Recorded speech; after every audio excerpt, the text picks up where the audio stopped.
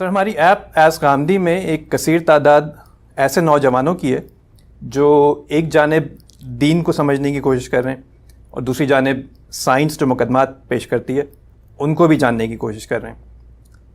تو آج میں یہ چاہتا ہوں کہ ایک بنیادی سا مقدمہ آپ کے سامنے رکھوں، جو سوالات ان کے آتے ہیں اس میں سے، اور اس میں آپ کی رائے جاننے کی کوشش کروں.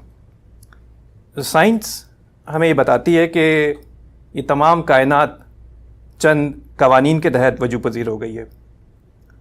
ایک چھوٹا سا ذرہ تھا، اس کے اندر ایک دھماکہ ہوا، بگ بینگ کہا جاتا ہے. پھر وہ کچھ فنڈامنٹل ایلیمنٹس وجود میں آ گئے، میٹر وجود میں آ گیا، وہ پھیلنا شروع کر دیا، اس نے کائنات کا تخلیقی عمل شروع ہو گیا اور وہ ابھی تک جاری ہے. اسی کے ساتھ ساتھ ایک یونی سیلولر آرگینزم وجود میں آ گیا، پھر ملٹی سیلولر آرگینزمز اور باقی پلانٹس اور حیوانات، اور بالآخر جو انسان کی موجودہ شکل آج ہم دیکھتے ہیں وہ ہمارے سامنے آ گئی. تو اس نقطہ نظر کو اگر منوہن تسلیم کر لیا جائے تو پھر خدا کے وجود پہ کچھ سوالات کھڑے ہو جاتے ہیں. میں یہ جاننا چاہتا ہوں کہ اس نقطہ نظر کو دیکھنے کا درست زاویہ کیا ہے، اور آیا یہ کہ قرآن اس میں کوئی ہماری رہنمائی فرماتا ہے؟ سائنس کا موضوع مخلوقات ہیں، یعنی اس کائنات میں جو کچھ ہمارے تجربے اور مشاہدے میں آتا ہے وہ نہ خدا ہے، نہ ملائے اعلیٰ ہے، نہ اس کے فرشتے ہیں. مذہبی مقدمات میں سے کوئی چیز بھی شہود اور تجربے کے دائرے کی نہیں ہے. ہماری کائنات ہے، اس میں ہم آنکھیں کھولتے ہیں، شعور کی عمر کو پہنچتے ہیں، اس کو سمجھنے کی صحیح کرتے ہیں. اس کے بارے میں یہ بات کہ اس کو کچھ قوانین کے تحت چلنا چاہیے، یہی تو اس کا اعجاز ہے. اگر یہ قوانین کے تحت نہ چل رہی ہو تو میں آپ اس اعتماد کے ساتھ یہاں بیٹھ بھی نہیں سکتے. یعنی ایسے غیر متبدل قوانین ہیں کہ جن کے تحت اس کائنات کا نظم ایک خودکار طریقے سے معلوم ہوتا ہے کہ نتائج پیدا کرتا چلا جاتا ہے. تو سائنس کا دائرہ یہی ہے کہ وہ اس کا مطالعہ کرے. سائنس تو آج کے زمانے کی ایک تعبیر ہے جو ہم نے اختیار کر لی. اس سے بھی اوپر جا کر دیکھیں تو اصل میں انسانی علم کی بھی بنیاد یہی ہے. یعنی ہمارے پاس ہے کیا؟ جی، جب ہم چیزوں کو جاننے کی صحیح کرتے ہیں تو حواس ہیں ہمارے پاس. یعنی حواس ہیں جن میں سے کچھ ظاہری ہیں، کچھ باطنی. ظاہری حواس سے ہم اپنے وجود کا، اپنے ظاہری وجود کا اور اس کائنات کا مطالعہ کرتے ہیں. چیزیں ہمارے علم میں آتی ہیں، کوئی آنکھوں کے راستے آ رہی ہیں، کوئی کانوں کے راستے آ رہی ہیں، کوئی لمس کے راستے آ رہی ہیں. یعنی جو حواس بھی اللہ تعالیٰ نے ہمیں عطا فرمائے ہیں، اور ہمارے حواس باطنی ہمارے باطن میں، ہمارے نفس میں گزرنے والے احوال کو دیکھتے ہیں. یعنی میں اپنے باطن میں غم محسوس کرتا ہوں، محبت محسوس کرتا ہوں، اپنے جذبات کو دیکھتا ہوں، اپنی خواہشات سے متاثر ہوتا ہوں، تو میرے باطنی حواس مجھ تک ان کی اطلاعات پہنچاتے ہیں. تو اس لیے یہ میرا دائرہ علم ہے انسان کی حیثیت سے. جی، سائنس کا موضوع بھی یہی ہے. اس میں خدا کے مطالعے کی تو کوئی ابتدا بھی نہیں ہوئی. یعنی یہ کہ کوئی مطالعہ کرنے کے بعد آپ کسی نتیجے پر پہنچ جائیں، یہ کائنات کا مطالعہ ہے. اور کائنات کا مطالعہ کر کے آپ زیادہ سے زیادہ جو بات کہنے کی پوزیشن میں آئے ہیں، بڑے جزوی اعتبار سے، کہ لوگوں کو یہ بتا سکیں کہ یہ قانون ہے جس کے مطابق یہ سب ہو رہا ہے. تو کسی قانون کی دریافت کیا اس چیز کی نفی کر دیتی ہے کہ اس کے پیچھے کسی علیم و حکیم ہستی کا ہاتھ نہیں ہے؟ ہمارا جہاز بھی قوانین ہی کے تحت اڑتا ہے، ہماری ٹرین بھی انہی قوانین کے تحت چلتی. ایک عمارت بھی قوانین کے بغیر کھڑی نہیں کی جا سکتی. یعنی جن لوگوں نے یہ فلک بوس عمارتیں کھڑی کر دی ہیں، آپ کا خیال ہے کہ قوانین کا مطالعہ کیے بغیر کھڑی کرتی ہیں، اور یہ اس کے بغیر ہی استوار ہو گئی ہیں. لیکن کیا کوئی عاقل یہ دعویٰ کر سکتا ہے کہ یہ قوانین اپنی ذات میں تخلیق کی صلاحیت رکھتے ہیں؟ یعنی کوئی علیم و حکیم ہستی ہوتی ہے جو ان قوانین کو پہلے دریافت کرتی ہے، اس کو ہم انجینئر کہتے ہیں، پھر ان قوانین کے مطابق وہ عمل کرتے ہیں، اس کے نتائج نکلنا شروع ہو جاتے ہیں۔ جی، تو قوانین کے مطالعے سے اگر آدمی اس نتیجے پر پہنچتا ہے کہ اس کائنات کا کوئی خدا نہیں ہے، تو اس کا مطلب ہے، اس کا مطلب یہ ہے کہ وہ اس کائنات کو خدا مان رہا ہے۔ اور آپ دیکھیے کہ جو لوگ اس حماقت میں مبتلا ہوتے ہیں وہ اصل میں کائنات ہی کو خدا مان رہے ہوتے ہیں۔ آپ کہتے ہیں خدا ہمیشہ سے ہے، کہ وہ کہتے ہیں کائنات ہمیشہ سے۔ آپ کہتے ہیں کہ خالق کائنات کی صفات کا ظہور ہوتا رہتا ہے، وہ کہتے ہیں کائنات کی صفات کا ظہور ہوتا رہتا ہے۔ آپ کہتے ہیں خالق کائنات کی کچھ غیر متبدل سنتیں ہیں جن کے تحت وہ اس دنیا کا نظم چلاتا ہے، وہ کہتے ہیں کہ کائنات میں کچھ قوانین ہیں جو غیر متبدل طریقے سے چلتے رہتے ہیں۔ بس فرق صرف یہ ہے کہ وہ کائنات کو خدا مانتے ہیں اور ہم کائنات کا خدا مانتے ہیں، اور اس کے نتیجے میں جو فرق واقع ہوتا ہے وہ یہ ہے کہ ہمارا خدا حی ہے، قیوم ہے، ہماری باتیں سنتا ہے، ہماری دعاؤں کو قبول کرتا ہے۔ ادھر ایک اندھا اور بہرا خدا ہے، یہ آدمی کو فیصلہ کرنا ہے وہ کس کو پوجنا چاہتا ہے۔ بہت شکریہ سر۔ اگلا سوال ہمارے پاس ہے محمد اسامہ اشرف، آپ اپنا سوال پوچھ سکتے ہیں۔ محمد اسامہ اشرف۔ السلام علیکم غامدی صاحب۔ سر سورہ بقرہ کی آیت نمبر 260 میں اللہ تعالیٰ فرماتا ہے کہ حضرت ابراہیم نے یہ تقاضا کیا کہ مجھے دکھایا جائے کہ مردوں کو آپ کیسے زندہ کریں گے، تو اللہ نے کیا کہ کیا تو میرے پہ ایمان نہیں لایا؟ تو انہوں نے فرمایا کہ ایمان تو لایا ہوں لیکن اپنے دلی سکون کے لیے دیکھنا چاہتا ہوں، تو پھر اللہ نے ان کو دکھایا۔ تو میرا سوال یہ ہے کہ اگر ایک پیغمبر کو بھی دیکھے بغیر دلی اطمینان حاصل نہیں ہو رہا، تو میرے اور آپ کے جیسے عام مسلمان انسان کے لیے بغیر دیکھے خدا پر دلی اطمینان کیسے کیا جا سکتا ہے؟ اور کیا یہ ایمان کا تقاضا ہے یا پھر ظنی غالب ایمان ہی کافی ہے اس دنیا اور آخرت میں سرخرو ہونے کے لیے؟ شکریہ۔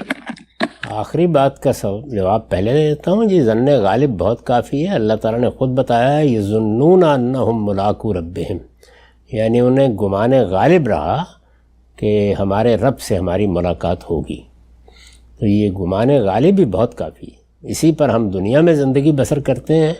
جو چیزیں عقلی نوعیت کی ہوتی ہیں وہ مشاہدے میں تو نہیں آ جاتی، ان کے بارے میں استدلال ہی ہوتا ہے، انفرنس ہوتا ہے۔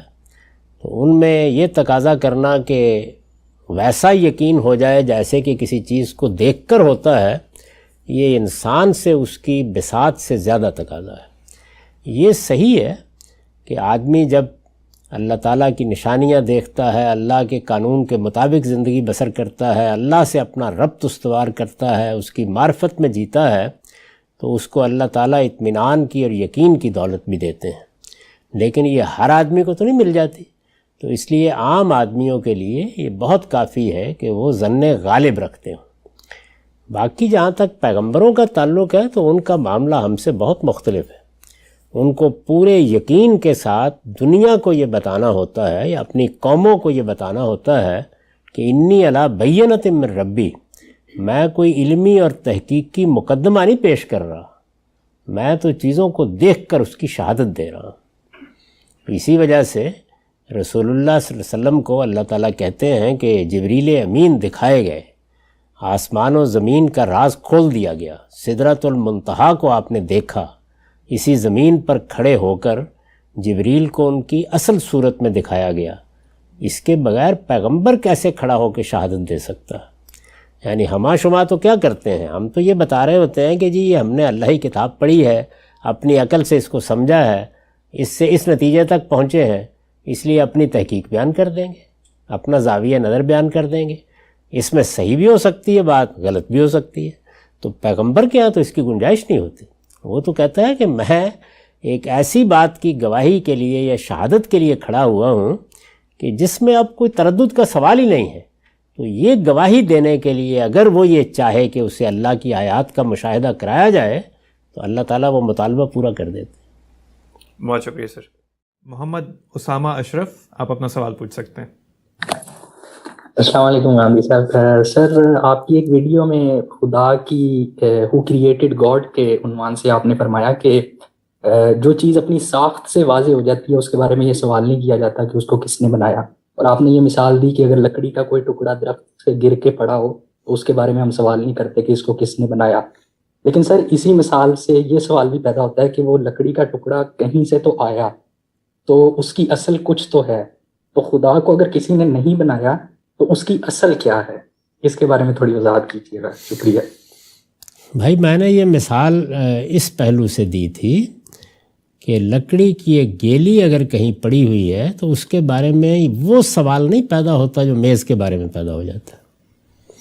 یعنی وہ سوال تو پیدا ہوتا ہے اس کے بارے میں بھی کہ یہ لکڑی بن گئی تو کیسے بن گئی، وہ تو ہو رہا ہے، لیکن وہ سوال نہیں پیدا ہوتا جو میز کے بارے میں ہوتا ہے۔ جی یعنی لکڑی کے بارے میں کسی کارپینٹر کی تلاش نہیں ہوتی، جی یہ بتایا تھا میں نے، اور اس سے یہ سمجھایا تھا کہ جو چیز آپ کے سامنے آتی ہے یہ وہ فیصلہ کرتی ہے کہ کیا سوال ہونا چاہیے۔ میز کے بارے میں سوال کارپینٹر کا پیدا ہوتا ہے اور درخت کے معاملے میں سوال کسی اور کا پیدا ہو جاتا ہے۔ تو یہ بتایا تھا میں نے، یعنی یہ سمجھایا تھا کہ چیز کو پہلے دیکھا جائے گا۔ تو یہ کائنات جب ہم دیکھتے ہیں اور اس کائنات میں جس عظیم قدرت، جس عظیم حکمت، جس عظیم علم کا ظہور دیکھتے ہیں، اور پھر اس کائنات کو جب خود تجزیہ کر کے دیکھتے ہیں تو یہ اپنے اوپر تصرف کرتی نظر نہیں آتی، تو اس لیے یہ سوال پیدا ہوتا ہے یہ کہاں سے آئی، یہ سوال اس لیے پیدا ہوتا ہے۔ تو میں نے یہ عرض کیا تھا کہ جس طرح اس لکڑی کی گیلی کے بارے میں یا درخت کے بارے میں یہ سوال نہیں پیدا ہوتا کہ یہ کارپینٹر کون ہے، اس کا نہیں ہوتا نا، تو اسی طرح سے جب ہم خدا کو دیکھیں گے تو تبھی یہ سوال پیدا ہوگا کہ اس کے بنانے والا کون ہے، اگر وہ بھی بنا ہوا مخلوق ہونا ضروری ہے نا، اگر وہ سیلف ایکسپلینیٹری ہے اس کی ذات تو پھر یہ سوال نہیں پیدا ہوگا۔ یہ اصول سمجھایا تھا۔ اب آپ پوچھتے ہیں کہ اللہ تعالیٰ کی بتائیے کیا ہے اصل، تو پہلے تو جس اصول کی نشاندہی کی ہوئی ہے کہ پہلے اللہ دکھائیے، جب آپ دکھائیں گے تو پھر اس سوال کا جواب دیں گے۔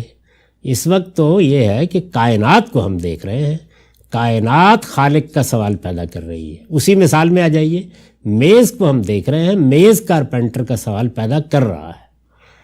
تو اسی طرح سے کائنات ایک خالق کا سوال پیدا کرتی ہے، اور اس خالق کے بارے میں ہمارے آبا نے ہمیں یہ اطلاع دی کہ اس نے ان کے ساتھ بات کی تھی، وہ اس کائنات کا مالک ہے اور وہی تنہا خدا ہے، اور وہ اول بھی ہے، آخر بھی ہے، ظاہر بھی ہے، باطن بھی ہے، وہ زمان اور مکان سے بالا تر ہے، اور وہ کسی کا بنایا ہوا نہیں ہے۔ یہ اطلاع دے دی گئی، یہ اطلاع معقول لگتی ہے، ہم نے اس کو مان لیا۔ اب اس کے بعد کسی اگلی دنیا میں جا کر اللہ کو دیکھیں گے، کوئی سوال پیدا ہوا تو اسی بارگاہ میں پیش بھی کر دیں گے۔ اس وقت تو یہ ایک قابل اطمینان جگہ ہے جہاں ہم کھڑے ہیں۔ اللہ تعالیٰ کیا ہے کیا نہیں ہے، میرے پاس علم کے جو ذرائع ہیں وہ اصلاً کیا ہیں، میرے حواس کا ظاہری مشاہدہ، میرے حواس کا باطنی مشاہدہ، ان کی بنیاد پر عقلی استنباط، بس یہی ذرائع ہے۔ اس کے بعد کیا ہے، اس کے بعد اللہ کی کتاب ہے۔ تو اللہ کی کتاب نے، اللہ کے پیغمبروں نے، ہمارے آبا نے ہمیں جو اطلاع دی ہے وہ اطلاع عقل کے مطابق ہے۔ عقل جو سوال پیدا کرتی تھی وہ اس کا موسٹ پلازیبل جواب ہے، جی تو ہم اس پہ مطمئن ہیں۔ اس کے جواب میں کوئی اور چیز آئے گی سامنے، غور کر لیں گے اس کے اوپر۔ سائنس میں بھی ایسا ہی ہوتا ہے۔ ایسا ہی ہوتا ہے۔ جی بہت شکریہ۔